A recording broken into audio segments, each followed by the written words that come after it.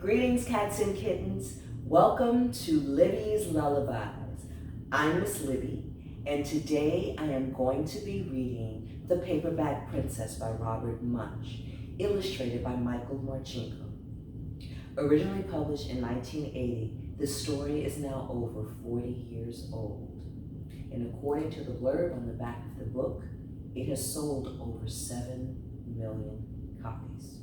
So I want you guys to sit back or lie down. Either way, I want you to relax and enjoy the story. Elizabeth was a beautiful princess. She lived in a castle and had expensive princess clothes. She was going to marry a prince named Ronald. Unfortunately, a dragon smashed her castle, burned all of her clothes with his fiery breath, and carried off Prince Ronald. Elizabeth decided to chase the dragon and get Ronald back. She looked everywhere for something to wear, but the only thing that she could find that was not burnt was a paper bag. So she put on the paper bag and followed the dragon. He was easy to follow because he left a trail of burnt forest and horses' bones. Finally, Elizabeth came to a cave with a large door that had a huge knocker on it. She took hold of the knocker and banged on the door.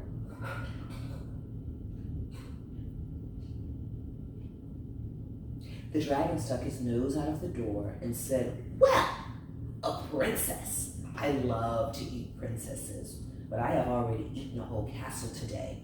I'm a very busy dragon. Come back tomorrow." He slammed the door so fast that Elizabeth almost got her nose caught. That was a touch rude. Elizabeth grabbed the knocker and banged on the door again. The dragon stuck his nose out of the door and said, "Go away. I love to eat princesses, but I have already eaten a whole castle today.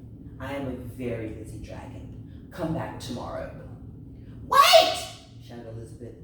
"Is it true that you are the smartest and fiercest dragon in the whole world?" "Yes," said the dragon. "Is it true," said Elizabeth, "that you can burn up 10 forests with your fiery breath?" "Oh yes," said the dragon, and he took a huge deep breath and breathed out so much fire that he burned up 50 forests. "Fantastic," said Elizabeth, and the dragon took another huge breath and breathed out so much fire that he burned up 100 forests. "Magnificent," said Elizabeth, and the dragon took another huge breath, but this time, nothing came out. The dragon didn't even have enough fire left to cook a meatball. Elizabeth said, "Dragon, is it true that you can fly around the world in just 10 seconds? "Why, yes," said the dragon, and jumped up and flew all the way around the world in just 10 seconds. He was very tired when he got back, but Elizabeth shouted, "Fantastic! Do it again!" So the dragon jumped up and flew around the whole world in just 20 seconds. When he got back, he was too tired to talk, and he lay down and went straight to sleep. Elizabeth whispered softly, "Hey, dragon." The dragon didn't move at all. She lifted up the dragon's ear and put her head right inside. She shouted as loud as she could, "Hey, dragon!" The dragon was so tired, he didn't even move. Elizabeth walked right over the dragon and opened the door to the cave. There was Prince Ronald.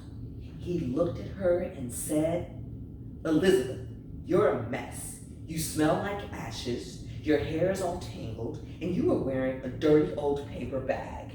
Come back when you are dressed like a real princess."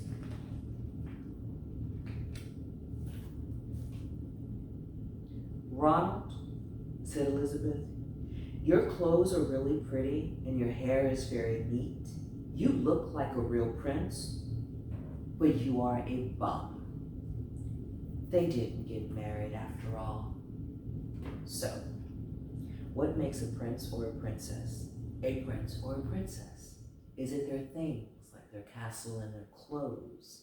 Or is it their character, their determination, and their grit? I think it's the latter.